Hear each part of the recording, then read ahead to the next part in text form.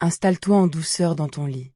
Ressens où ton dos repose contre le matelas, où ton oreiller soutient la tête, où la couverture pèse en douceur sur ton corps. La maison est calme. Dehors, la nuit recouvre la ville. Tu peux fermer les yeux quand tu veux. Tu peux écouter et laisser les images venir. L'air entre par ton nez, calmement. L'air ressort. Encore une fois. Ce soir, tu vas devenir un pigeon. Pas un pigeon de fiction. Un vrai pigeon. Un pigeon biset, l'espèce Columba livia, l'ancêtre sauvage de tous les pigeons des villes, l'oiseau qui a colonisé presque toutes les capitales du monde, qui niche depuis des siècles dans les corniches de pierre des monuments, qui pèse environ 300 grammes et qui peut voler à 80 km à l'heure quand il le décide. Un pigeon dont les ailes mesurent 65 cm d'envergure dépliée. Un pigeon dont les yeux, deux orbes d'or rouge bordés de paupières fines, voient un monde que tu ne peux pas imaginer avec tes sens d'humain. Tu vas vivre une matinée dans ce corps. Tu vas survoler Paris à l'aube. Tu vas pénétrer dans le musée du Louvre par une ouverture que personne ne surveille. Tu vas traverser les galeries désertes du plus grand musée du monde, devant des œuvres que des millions d'humains viennent contempler chaque année. Et tu vas regarder ces œuvres avec des yeux qui ne savent pas ce qu'est l'art, mais qui voient des choses que les humains ne voient pas. Pour l'instant, tu commences à te transformer. Tu sens ton corps qui rétrécit. Ta peau qui se couvre, en quelques secondes, d'un duvet fin et chaud sous des plumes plus longues. Tes bras qui se replient et se transforment en ailes, les os de tes avant-bras qui s'allongent et s'allègent, ta main qui se réduit à 3 doigts fusionnés portant les rémiges primaires, les longues plumes de vol les plus extérieures de l'aile. Tes os, dans ton corps de pigeon, deviennent particuliers. Ils deviennent creux. Pas vides, mais traversés par un réseau de cavités internes en treillis, qu'on appelle la pneumatisation. Ces cavités contiennent de l'air relié à ton système respiratoire. Elles allègent considérablement ton squelette. Pour un volume corporel équivalent, un pigeon pèse environ un tiers de ce que pèserait un mammifère terrestre. Mais elles permettent aussi à l'air de circuler dans tes os pendant que tu respires, dans un système respiratoire à sens unique que les mammifères n'ont jamais développé. Les sacs aériens de ton corps acheminent l'air à travers tes poumons en un seul sens, dans 2 cycles respiratoires successifs, sans le va-et-vient inefficace des poumons humains. Ton système respiratoire est 2 fois plus efficace que celui d'un humain. C'est ce qui te permet de voler. Ton cœur, lui aussi, est devenu plus puissant. Il bat normalement à environ 200 pulsations par minute, et peut monter à 6 cents en vol. Il pompe un sang riche en globules rouges, capable de transporter une quantité énorme d'oxygène vers tes muscles pectoraux, ces muscles qui représentent 1/5 de la masse de ton corps, et qui se contractent à une fréquence de 5 à 8 battements par seconde quand tu voles à vitesse normale. Tes yeux, eux, ont changé radicalement. Tu vois maintenant 4 couleurs primaires au lieu de 3. Tu es tetrachromate. Tu perçois, en plus du rouge, du vert et du bleu que tu voyais en humain, une 4e teinte, l'ultraviolet. Beaucoup d'objets autour de toi vont te paraître différents. Les plumes des autres pigeons, qui semblent ternes à un humain, scintillent pour toi de motifs ultraviolets vifs qui révèlent leur état de santé, leur âge, leur sexe. Les fleurs qui te paraissaient blanches en humain ont, pour toi, des guides nectarifères ultraviolets qui pointent vers leur centre. Les fruits mûrs réfléchissent l'ultraviolet différemment des fruits verts. Le monde te paraît plus contrasté, plus riche, plus signalisé. Et ton champ visuel est devenu énorme. Tes yeux sont placés sur les côtés de ta tête, pas devant comme chez l'humain. Tu vois sans bouger la tête sur environ 340 degrés autour de toi, tu ne perds que la zone juste derrière ta nuque. Un humain voit à peu près 180 degrés. Tu vois presque tout. Chaque œil regarde indépendamment, et ton cerveau combine leurs 2 images en une perception panoramique du monde. Tu peux suivre simultanément un congénère sur ta gauche et un faucon dans le ciel à ta droite. Chacun de tes yeux possède aussi 2 fovéas, 2 zones de la rétine où la vision est ultra précise. L'une regarde sur le côté, vers les détails de l'environnement à distance moyenne.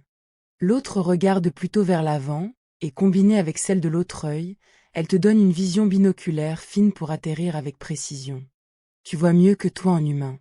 Bien mieux. Et tu as un sens supplémentaire, un sens que les humains n'ont pas. Tu as une boussole interne. Dans ton bec, et dans la rétine de tes yeux, des cellules spéciales contiennent une protéine appelée cryptochrome, sensibles au champ magnétique terrestre. Quand tu inclines la tête, ton cerveau reçoit, en temps réel, des informations sur l'orientation du champ magnétique terrestre par rapport à ton corps. Tu peux savoir où est le nord magnétique sans rien voir et sans rien sentir d'autre. Tu peux le repérer à travers la ville même par temps couvert, même la nuit, même dans un environnement totalement inconnu. C'est pour ça que les pigeons voyageurs, lâchés à des centaines de kilomètres de leur pigeonnier, retrouvent leur chemin. Ils ont la carte du champ magnétique terrestre directement dans leurs cellules. Tu sens cette boussole, en ce moment. Tu sais, sans réfléchir, dans quelle direction est le nord. Tu sais aussi, par d'autres indices, la position du soleil quand il se lève, les odeurs caractéristiques de ton territoire, la mémoire visuelle des points de repère, où tu es exactement. Tu es perché sur la corniche supérieure de la façade nord du Louvre. En particulier, sur la corniche au-dessus du 3e étage de l'aile Richelieu, donnant sur la rue de Rivoli. La pierre est froide sous tes pattes, ces pattes de pigeon, à 4 doigts dont 3 pointent vers l'avant et 1 vers l'arrière, équipées de griffes pointues qui s'accrochent dans les micro-reliefs de la pierre. Tu peux dormir sur cette corniche sans tomber. Un mécanisme de verrouillage automatique dans les tendons de tes pattes referme tes doigts autour du support dès que tu fléchis tes jambes. Tu peux te reposer sans effort musculaire, agrippé à la pierre, pendant des heures. Le ciel commence à s'éclaircir vers l'est. L'aube approche. Il est environ 5h30 du matin. Le ciel passe progressivement du noir au gris bleuté pâle. Quelques étoiles s'éteignent. Au loin, vers le sud-est, le ciel prend une teinte rosée, la lumière du soleil qui arrive sur l'atmosphère à l'horizon. Pour toi, en tant que pigeon, l'aube est le moment de te réveiller. Les pigeons sont diurnes. Ils dorment la nuit perchés en hauteur, et ils s'éveillent avec la lumière. Tu ouvres les yeux. Tu ébouriffes tes plumes en un petit frisson général qui repose ton corps. Tes plumes se hérissent en un instant, créant une couche d'air isolante autour de ta peau, puis elles se rabattent. C'est la manière dont tu te réchauffes en quelques secondes après une nuit fraîche. Tu lisses ensuite tes plumes avec ton bec, un geste rituel qui occupe une bonne partie de tes journées, qui maintient leur structure microscopique en bon état, et qui les enduit d'une huile sécrétée par ta glande uropygiale, à la base de ta queue. Cette huile imperméabilise tes plumes et les protège des moisissures. Tu prends quelques secondes pour observer les alentours. Au-dessus de toi, le ciel. Tu vois, en levant le regard, les couches de l'atmosphère, bleu profond en haut, qui se dégradent vers le rose à l'est. Tu vois les nuages Cirrus qui se forment à 10 km d'altitude. Tu vois aussi, à l'œil nu, des avions de ligne qui passent en haute altitude, leurs traînées blanches longues s'étirent dans le ciel. Tu vois jusqu'à des distances qui te paraissent normales et qui seraient impossibles pour un humain sans lunettes. Devant toi, en contrebas, la rue de Rivoli. Une artère longue de 4 km qui traverse Paris d'est en ouest. À cette heure, presque vide. Quelques voitures isolées. Un livreur en scooter. Un éboueur qui descend de sa camionnette pour vider une corbeille. Tu vois les détails de leurs vêtements, leur visage quand ils lèvent la tête, leurs gestes. À 1 kilomètre de distance, tu pourrais identifier un visage humain individuellement. Les pigeons savent reconnaître les individus humains, et même les distinguer entre amis et ennemis. Les chercheurs Anna Belgermi et collègues, à l'Université de Paris, ont montré en 2011 que les pigeons des parcs publics retiennent quel humain les a chassés et quel humain les a nourris, et qu'ils maintiennent cette discrimination pendant des mois. Tu pourrais reconnaître, demain, l'éboueur que tu vois en ce moment. Et tu sais, sans y penser, que cet humain n'est pas une menace. Et tu as appris, par expérience accumulée et par observation des autres pigeons de ta colonie, lesquels parmi les humains du quartier sont des distributeurs de nourriture, lesquels sont indifférents, lesquels sont à éviter. L'éboueur ne te nourrit pas, mais il ne te chasse pas non plus. Tu l'as classé dans la catégorie des humains neutres. Tu peux poser près de lui sans inquiétude particulière. Cette classification mentale, les pigeons la maintiennent à travers les saisons. Tu peux te rappeler, des mois après, qu'un certain humain t'a poursuivi. Tu peux te rappeler, des années après, qu'une certaine humaine te donne du pain régulièrement. Cette capacité de discrimination individuelle a longtemps été sous-estimée par les chercheurs en éthologie aviaire, qui considéraient les pigeons comme des animaux à comportement essentiellement réflexe.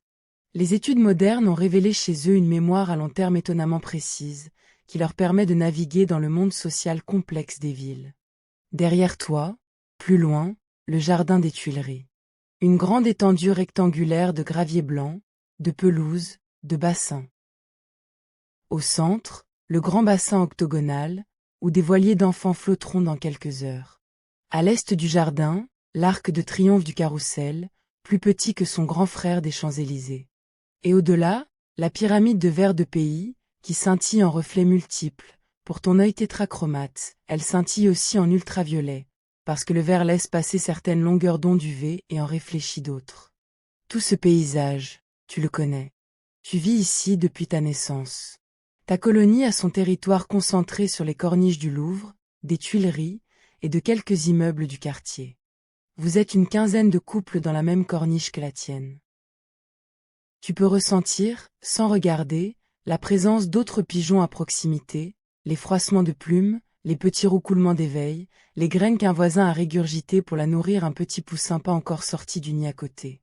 Tu decides de partir en exploration. Tu vas voir. Tu fléchis tes pattes, tu déploies tes ailes, 1, 2, 3 secondes pour qu'elles soient complètement ouvertes, et tu te laisses tomber depuis la corniche. Pendant la première seconde, tu tombes. Sans battre des ailes, juste pour gagner de la vitesse.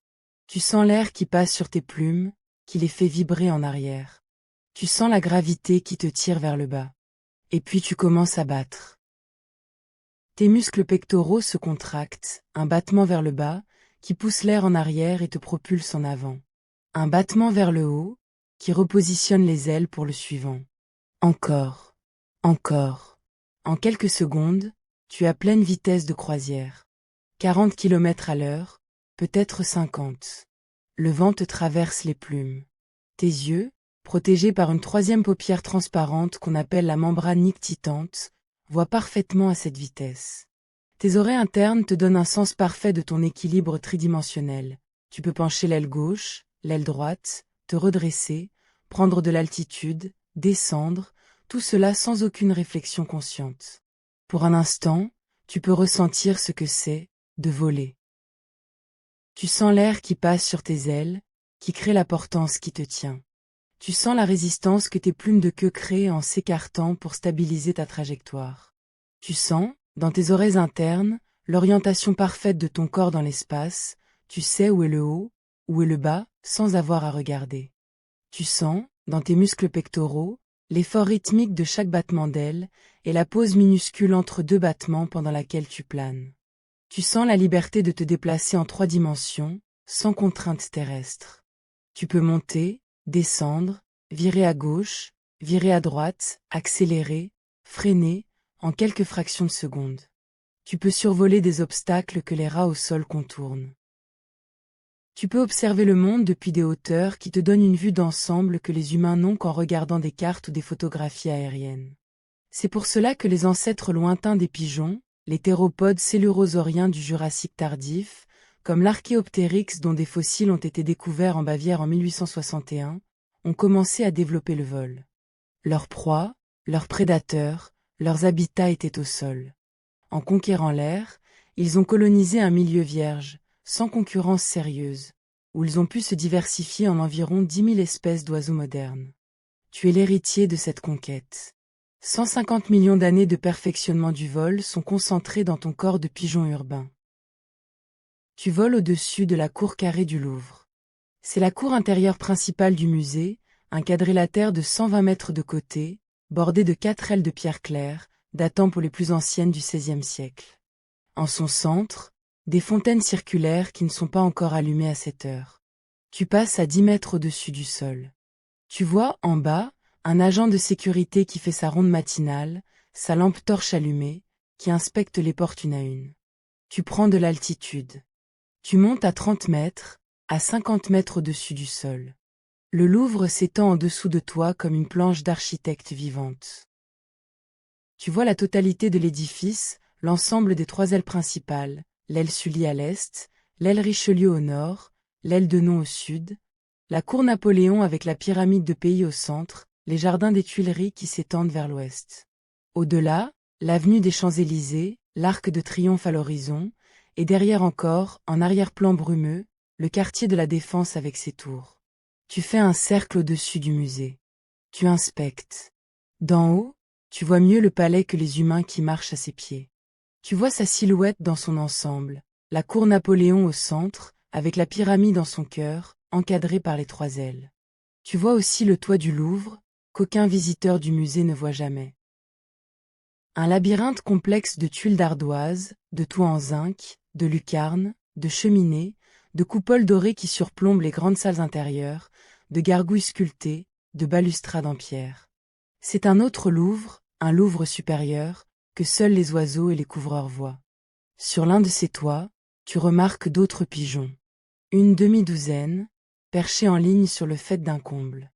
Ils sont en train de prendre le soleil naissant.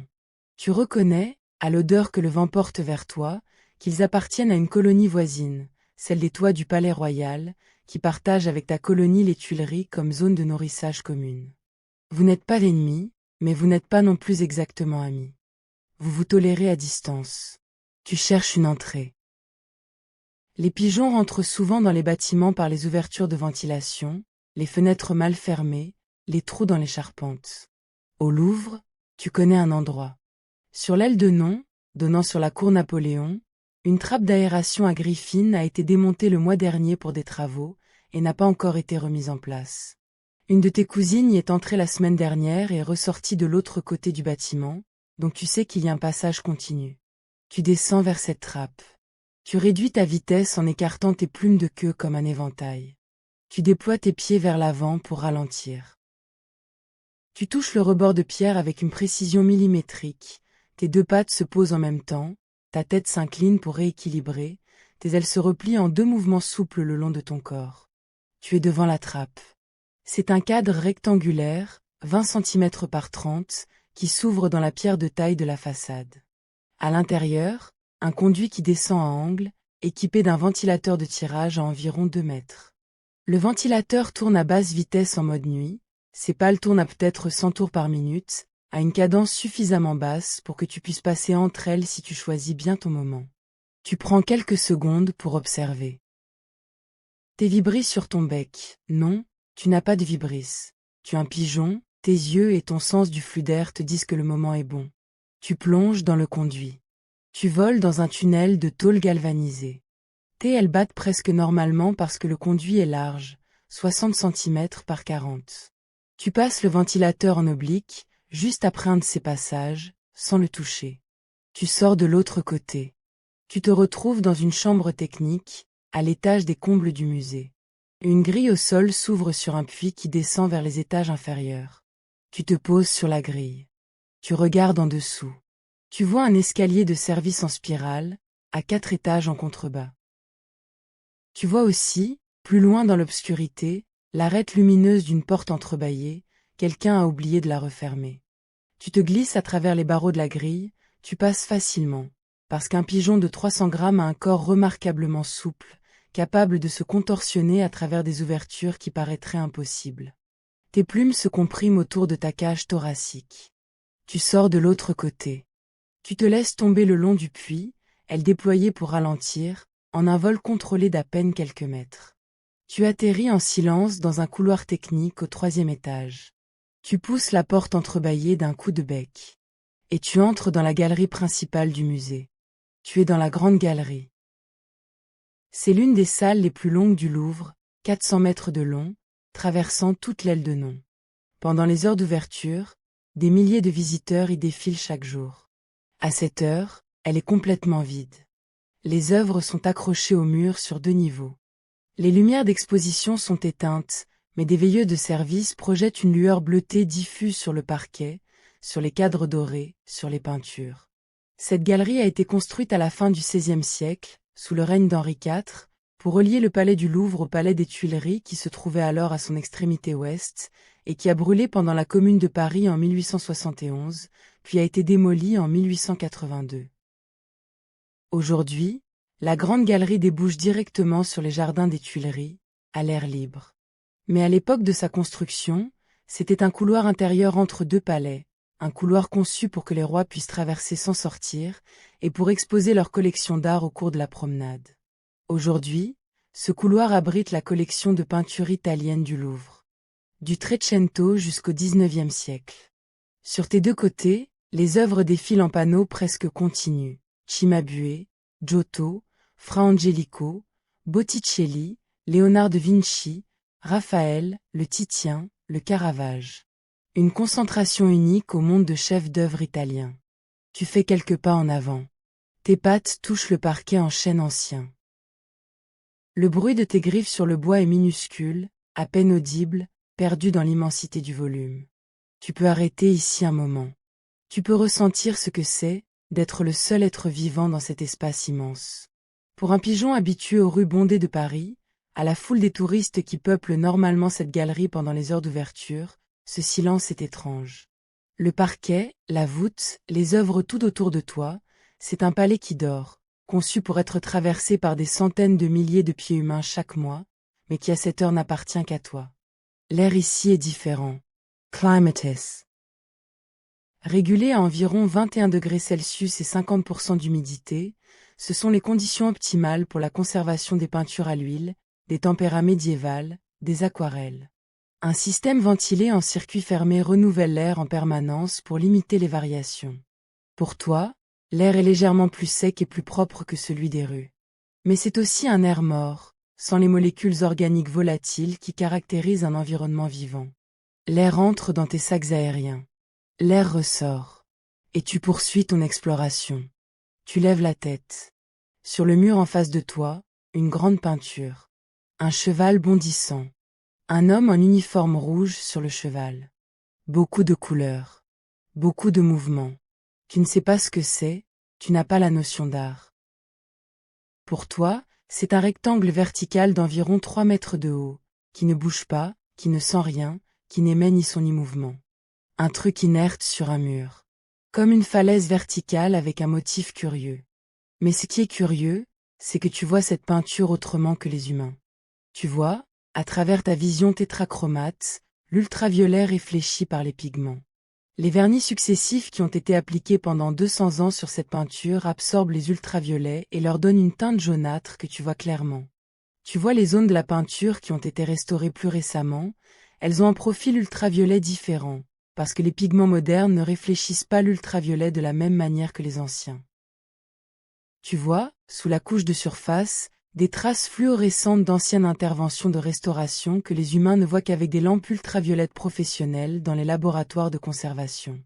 Tu vois la peinture comme un palimpseste, une œuvre en plusieurs couches successives, plusieurs siècles d'interventions superposées, dont les pigments originaux ne sont qu'une couche parmi d'autres. Et tu n'en comprends rien. Tu repars en marchant le long de la galerie, regardant à gauche, à droite, sans hâte. Tu passes devant des portraits de rois, des scènes mythologiques, des batailles. Chaque tableau, pour toi, est juste un autre rectangle plein de signaux ultraviolets. Tu n'as aucun référent culturel pour les interpréter. Tu ne sais pas qui est Louis XIV. Tu ne sais pas qui est Vénus. Tu ne sais pas ce qu'est une bataille napoléonienne. Et pourtant, des chercheurs en éthologie ont montré, depuis les années 90, que les pigeons sont capables d'apprendre à distinguer des styles artistiques. Le chercheur japonais Shigeru Watanabe a publié en 1995 une étude célèbre où il a entraîné des pigeons à différencier des peintures de Monet et de Picasso. Les pigeons ont appris à appuyer sur un bouton quand l'image était un Monet, et sur un autre quand l'image était un Picasso. Ils ont généralisé ensuite à des peintures qu'ils n'avaient jamais vues. Ils ont même généralisé au style voisin, Cézanne classé avec Monet, Braque classé avec Picasso. Les pigeons ne comprennent pas l'art, mais ils en perçoivent les structures formelles. Le motif visuel d'un tableau impressionniste est différent du motif d'un cubiste, et un cerveau aviaire peut apprendre à les classer. Tu pourrais, si on t'entraînait, apprendre à distinguer un Léonard d'un Raphaël. Mais tu n'as pas été entraîné. Donc tu ne distingues rien. Tu marches. Tu arrives à un croisement. À ta gauche, l'entrée de la salle des États. C'est la salle la plus visitée du Louvre. Au fond de cette salle, derrière une vitre blindée, accrochée à un mur de fond rouge, une peinture petite, 77 cm de haut, 53 de large. Un portrait de femme. Cheveux bruns, sourire ambigu, paysage en arrière-plan. La Joconde. Tu entres dans la salle. Elle est totalement vide. À l'heure d'ouverture, dans 3 heures, elle sera bondée de touristes qui se pressent pour photographier le tableau. Mais à cette heure, c'est juste toi, sous les veilleuses bleutées, dans un grand carré silencieux de marbre clair et de murs sombres. Tu t'approches de la peinture. Tu te poses sur le bord de la vitre blindée, une vitre de plusieurs centimètres d'épaisseur, qui protège la peinture des projectiles, des sprays, des tentatives diverses. Tu regardes à travers la vitre. Tu vois un portrait. Une femme. Le contraste entre son visage clair et la robe sombre. Le sourire. Le paysage en perspective derrière elle. Tu vois, en plus, des choses que les humains ne voient pas. À travers ta vision UV, tu vois les nombreuses couches de vernis qui ont été appliquées sur la peinture depuis le XVIe siècle. Tu vois les zones où le vernis s'est jauni avec le temps, les zones les plus sombres. Tu vois aussi les zones où la peinture a été nettoyée plus récemment, elles ont un profil UV différent. Tu vois, à droite du visage de la Mona Lisa, une fluorescence légère qui correspond à une restauration faite au XXe siècle. Tu vois aussi, plus subtilement, la structure du tableau au-delà des pigments. Les pigments terreux qu'a utilisé Léonard de Vinci, la terre d'ombre, le noir de carbone, le blanc de plomb, l'azurite, le vermillon, le lapis-lazuli pour le bleu sombre, réfléchissent l'UV différemment selon leur composition chimique. Tu lis le tableau comme une succession de minéraux étalés sur une surface de bois de peuplier. Tu ne lis pas le sourire. Tu lis la chimie. C'est une autre vérité du tableau. Et tu ne comprends rien à pourquoi des milliers de personnes viennent chaque jour se presser devant. Pour toi, c'est juste un rectangle sur un mur. Mais c'est un rectangle qui contient beaucoup d'informations chimiques superposées, organisées selon un motif harmonieux. Si on t'entraînait, tu pourrais sans doute apprendre à reconnaître les Léonard parmi d'autres maîtres anciens. Pour une raison que tu ne comprends pas, ce tableau attire chaque jour des dizaines de milliers d'humains qui viennent le photographier. Tu ne sais pas que Léonard de Vinci l'a peint à Florence au début du XVIe siècle, qu'il a passé peut-être 15 ans à le retoucher en transportant la toile avec lui jusqu'à sa mort en France, que le tableau a été acquis par François Ier dans des conditions qui restent débattues, qu'il a été volé en 1911 par un ouvrier italien qui voulait le rendre à l'Italie, et qu'il est revenu au Louvre 2 ans plus tard après une enquête internationale. Tu ne sais rien de ces 5 siècles d'histoire. Tu vois juste un tableau derrière une vitre, dans une salle silencieuse au petit matin. Tu redécollettes. Tu sors de la salle des États. Tu marches le long du couloir suivant. Tu passes devant la Liberté guidant le peuple d'Eugène Delacroix, une grande composition pleine de mouvements, de drapeaux, de fumée. Tu ne comprends pas le motif. Tu vois des taches de pigments rouges, blancs, bleus, et des zones plus sombres pour les figures en bas du tableau. Tu vois, en UV, les zones de la peinture où Delacroix a appliqué un blanc de plomb plus pur, et celles où il a utilisé des mélanges. Tu vois les marques de pinceau. Tu passes devant le sacre de Napoléon de Jacques-Louis David. Une immense toile de presque 10 mètres de long. Des dizaines de personnages en habits cérémoniels. Tu ne comprends pas la scène. Tu vois des taches de couleurs disposées de façon à suggérer des silhouettes humaines. Cette toile a été peinte entre 1805 et 1807 par David, qui était alors le peintre officiel de l'empereur. Elle représente le couronnement de Napoléon dans la cathédrale Notre-Dame de Paris, le 2 décembre 1804. Napoléon y est représenté en train de couronner lui-même son épouse Joséphine, un geste politique fort, parce qu'il a refusé que le pape Pie VII, présent à la cérémonie, le couronne.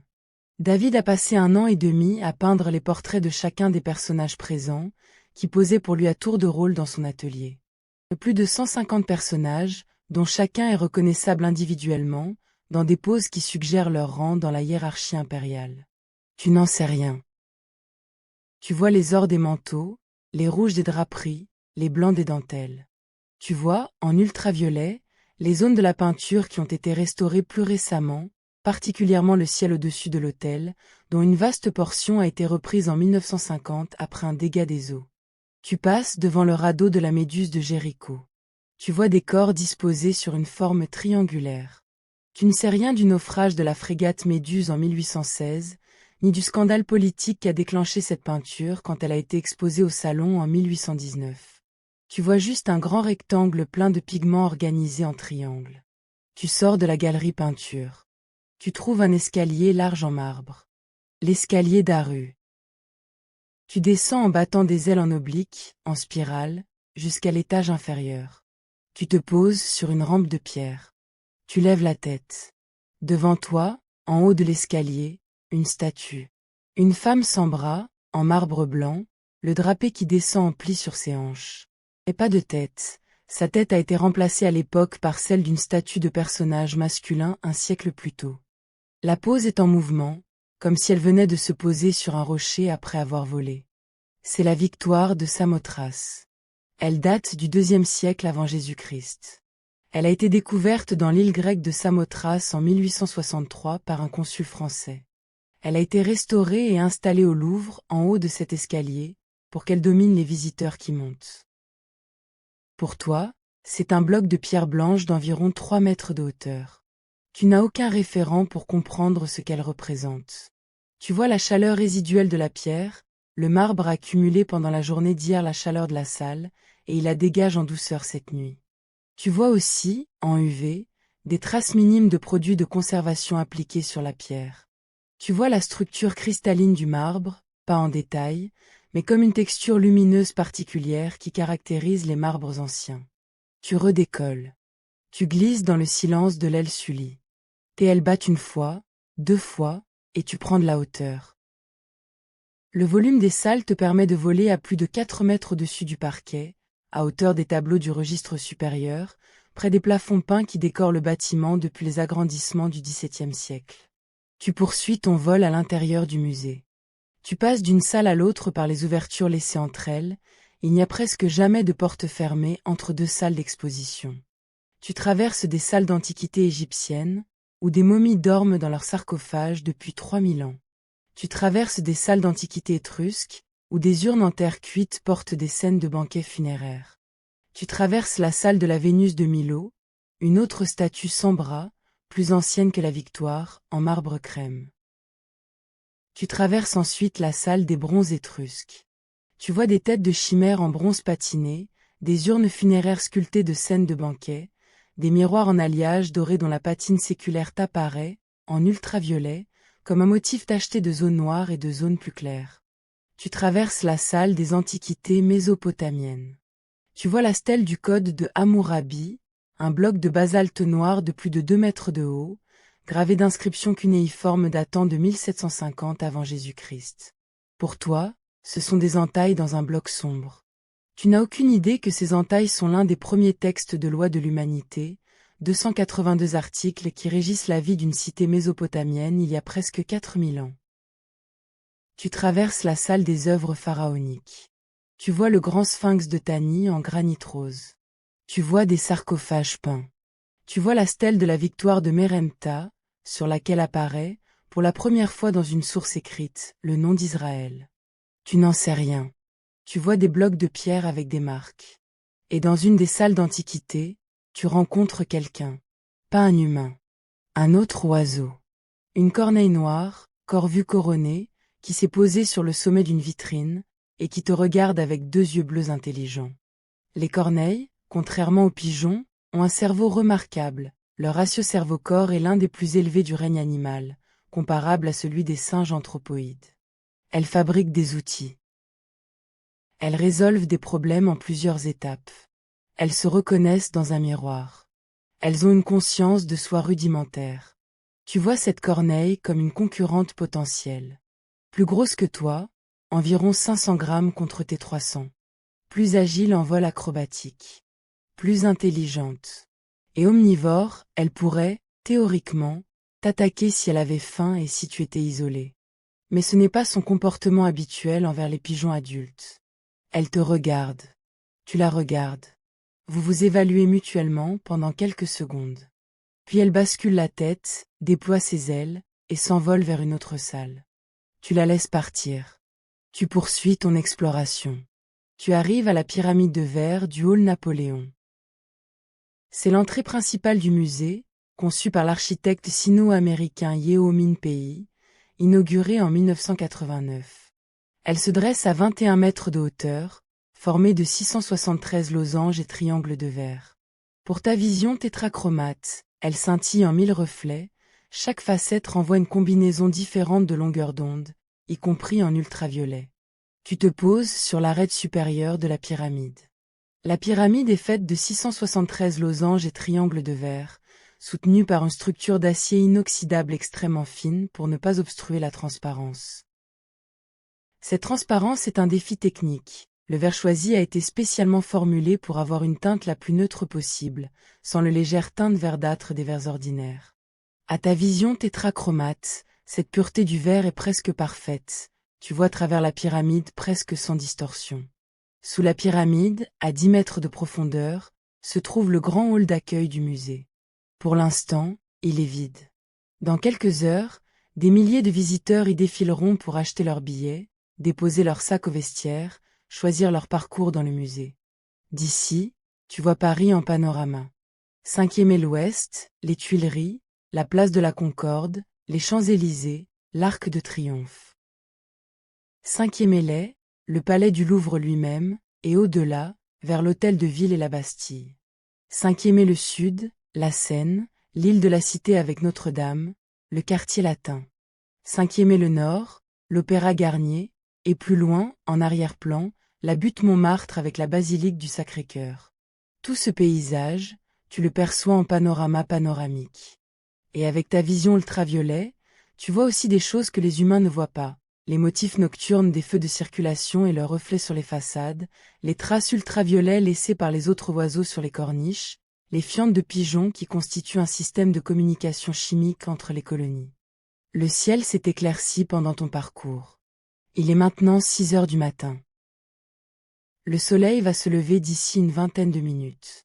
Le musée va commencer à se préparer pour la journée, les techniciens vont arriver, les agents de sécurité vont changer leur ronde, les premiers visiteurs des billetteries du matin vont commencer à faire la queue dans la cour.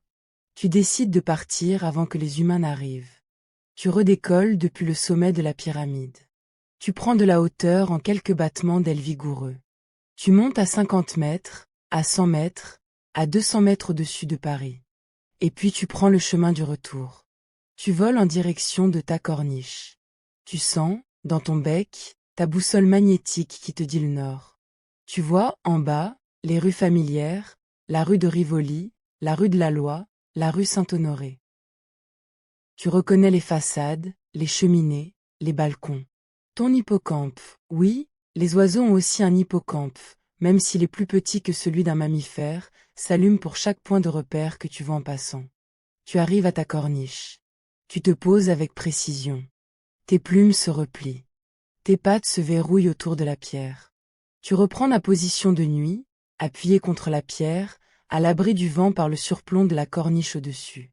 Et tu fais ta toilette matinale. Tu lisses tes plumes une par une avec ton bec. Tu redresses celles qui se sont déformées pendant le vol. Tu enduis chaque plume d'une petite quantité de l'huile sécrétée par ta glande uropygiale. Tu vérifies l'état de tes rémiges primaires. Celles-ci sont essentielles pour le vol. Elles muent 2 fois par an par paire symétrique pour ne pas déséquilibrer ton vol pendant la mue. Tu te reposes. Tu observes tes voisins de corniche. Une autre pigeonne, à 1 mètre de toi, est de retour de sa propre exploration matinale. Elle a quelque chose dans le bec, un brin de paille qu'elle a trouvé sur un toit. Elle apporte ce matériau à son nid, qui se trouve dans un trou de la pierre, 2 mètres plus loin. Dans ce nid, 2 œufs blancs, presque ronds, sont en incubation. Son partenaire vient la relayer dans quelques minutes. Chez les pigeons, les 2 parents couvent à tour de rôle, 24 heures sur 24, pendant les 17 jours d'incubation. Et quand les petits écloront, les 2 parents les nourriront avec une sécrétion particulière, du lait de jabot. Le jabot est une poche dilatée de l'ésophage où les pigeons accumulent les graines qu'ils ingèrent. Sous l'effet d'une hormone, la prolactine, la même hormone qui contrôle la lactation chez les mammifères, mais ici exprimée à la fois chez le mâle et chez la femelle, la paroi du jabot sécrète une substance riche en protéines et en lipides, ressemblant à du fromage blanc. Les parents régurgitent ce lait de jabot directement dans le bec de leur poussin. C'est une des seules formes d'allaitement chez les oiseaux. Une convergence évolutive remarquable avec les mammifères, apparue indépendamment chez les pigeons et chez quelques autres groupes, les flamants roses, les manchots empereurs. Tu observes tout cela en silence depuis ta position. Et tu te détends. Le soleil se lève enfin à l'horizon. Il monte au-dessus des toits du 4e arrondissement, et ses rayons éclairent en doré la façade nord du Louvre. Tu tournes la tête pour le voir.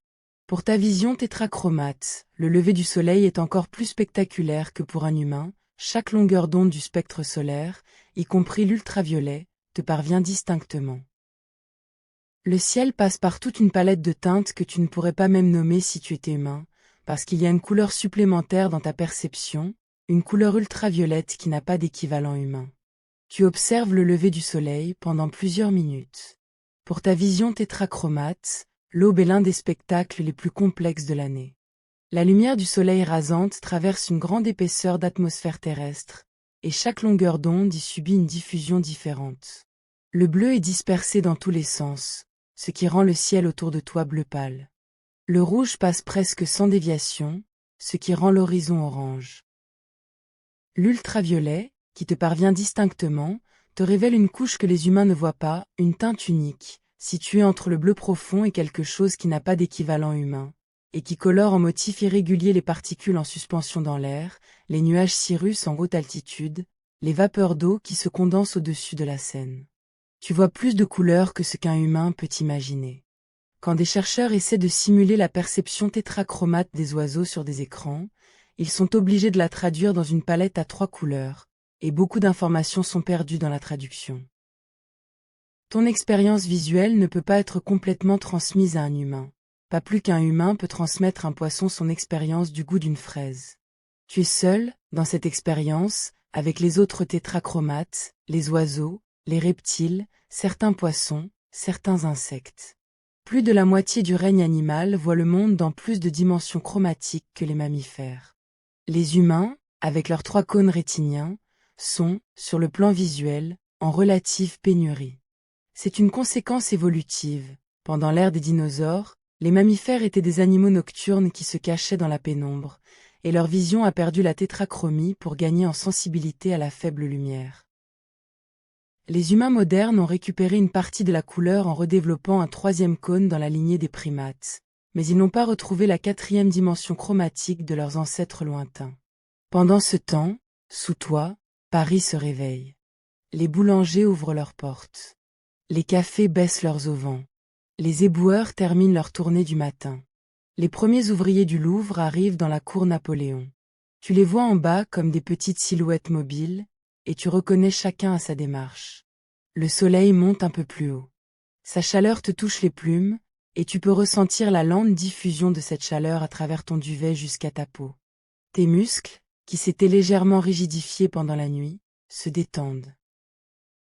Tes pattes verrouillées sur la corniche se relâchent en partie, pas complètement, parce que le mécanisme tendineux ne s'ouvre que quand il décide de partir en volant.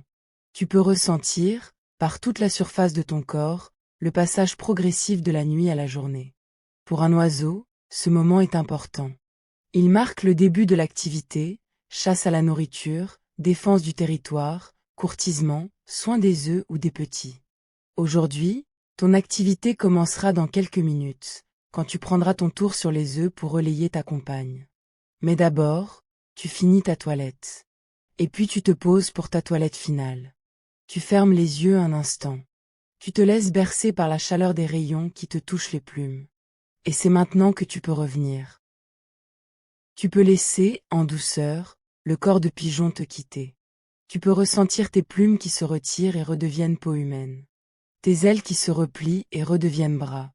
Tes pattes qui s'allongent et redeviennent jambes. Ton bec qui se rétracte et redevient nez et bouche. Tes yeux qui perdent la teinte ultraviolet. La 4e couleur disparaît de ta perception, et tu retrouves la trichromatie humaine. Ton sens magnétique s'éteint. Tu ne sais plus, soudain, où est le nord. Ton hippocampe garde la carte de ton voyage, mais sans la précision aviaire. Tu retrouves ton corps de personne, dans ton lit. L'air entre par ton nez. L'air ressort. Encore une fois. Tu peux ressentir ton poids retrouvé sur le matelas, beaucoup plus que les 300 grammes d'un pigeon. Tu peux ressentir tes jambes longues, allongées sous la couette. Tes bras lourds sur les côtés. Ta nuque qui repose sur l'oreiller. Tu es de retour. Et tu peux laisser, en douceur, les images de la matinée se déposer. La corniche au-dessus de la rue de Rivoli. Le décollage dans l'aube grise. Le survol de la cour carrée. La trappe d'aération non scellée. La grande galerie déserte. La Joconde derrière sa vitre. La Vénus de Milo. Le sacre de Napoléon. Le radeau de la Méduse. La corneille noire. La pyramide de Verre. Le retour à la corniche. La pigeonne et son œuf. Le lever du soleil. Tu peux laisser tout cela se déposer en douceur dans ta mémoire, comme les visiteurs déposent leur manteau au vestiaire en entrant dans le musée. Mais avant de t'endormir complètement, tu peux te rappeler quelque chose. Les pigeons que tu vois dans toutes les villes du monde sont des descendants directs des pigeons bisés sauvages qui nichaient autrefois dans les falaises calcaires de la Méditerranée. Quand les humains ont commencé à construire des villes avec des immeubles de pierre, les pigeons bisés ont reconnu, dans ces immeubles, une simulation parfaite de leurs falaises ancestrales. Ils ont colonisé Rome au temps de la République, Athènes au temps de Périclès, Babylone bien avant. Ils ont suivi les civilisations urbaines partout où elles sont apparues. Tu peux rappeler que les pigeons sont aussi, génétiquement, des dinosaures. Pas des descendants lointains. Pas des cousins. Des dinosaures. Les oiseaux modernes appartiennent au clade des théropodes cellurosauriens, les mêmes que le 5e Lociraptor, le Tyrannosaurus rex, le Dénonychus. La lignée des oiseaux s'est séparée des autres théropodes vers 150 millions d'années avant aujourd'hui, à la fin du Jurassique. Quand l'astéroïde a frappé le Yucatan il y a 66 millions d'années, et que les autres dinosaures non aviens se sont éteints, une lignée de petits théropodes à plumes a survécu. Ils sont devenus les oiseaux modernes. Quand un pigeon roucoule sur une corniche du Louvre, à l'aube, il roucoule avec le syrinx d'un dinosaure. Quand ses pattes griffues s'accrochent à la pierre, ce sont les pattes d'un Tyrannosaurus rex miniaturisé sur 100 millions d'années d'évolution. Quand il déploie ses ailes pour voler, ce sont les ailes d'une lignée qui a appris à voler il y a 150 millions d'années, à partir de bras de prédateurs légers.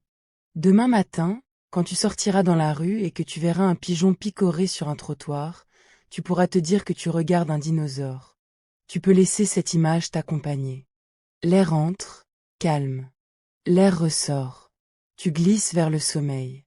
Comme le pigeon qui dort, en ce moment, sur la corniche au-dessus de la rue de Rivoli, après sa toilette matinale, attendant son tour pour relayer sa compagne sur les œufs. Tu dors comme un pigeon, perché sans poids contre ton oreiller, agrippé en douceur à ton propre sommeil. Tu es fait, toi aussi, du même squelette de vertébrés que lui.